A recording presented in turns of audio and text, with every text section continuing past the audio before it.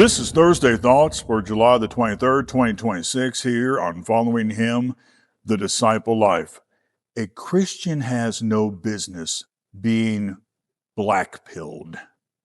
Now, this term originally found in the manosphere, kind of a red pill, but more cynical, more pessimistic. Of course, the whole red pill thing has gotten pretty toxic in a lot of ways, but that's a whole other discussion. And I have a feeling if the Lord allows it, we will be doing with it here on Following Him, the Disciple Life.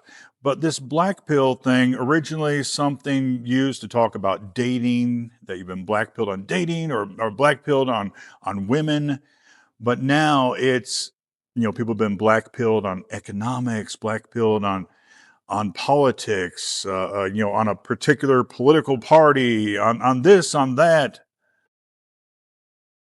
This whole only seeing the problems, only seeing the bad, the cynicism, the pessimism. It's fine to have some truly healthy skepticism about things. And it's good because we rejoice in truth if we're going to have love. It's good to recognize when there's a problem, particularly when it's a big problem affecting people's lives. Yes, that's good to recognize and to fix if it's possible. Good, of course, to pray about those things. In fact, we must pray about those things. But the mindset, the pessimism, the cynicism, this should not represent the Christian. If your whole day is that just everything's bad and you've just been black-pilled on everything and all you can see is darkness, you need to start working on your heart. That is not in keeping with words like what we have in Romans 15:13. Now may the God of hope fill you with all joy and peace in believing. That is not rejoicing always like Paul commands in 1 Thessalonians 5:16. That is not in keeping with what we have in 2 Corinthians 4, beginning in verse 16, going through verse 18, where it states, therefore, we do not lose heart.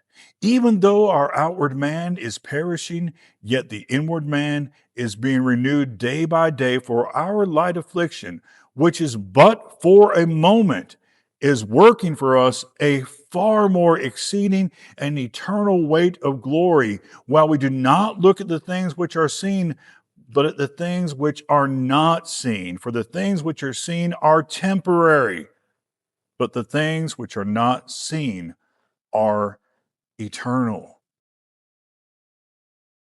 If you're a follower of the Christ, if you are in Christ, you have an everlasting home with Him waiting. Now, God does not promise us a trouble-free life in this world. In fact, in many ways, He's up front that it's not going to be.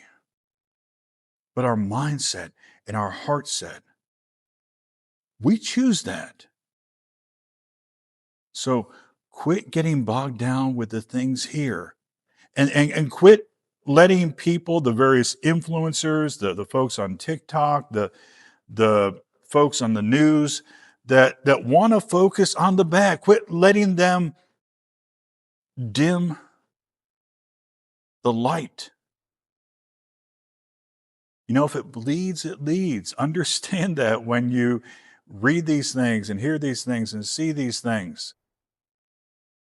If you're in Christ, you're blessed more than you deserve.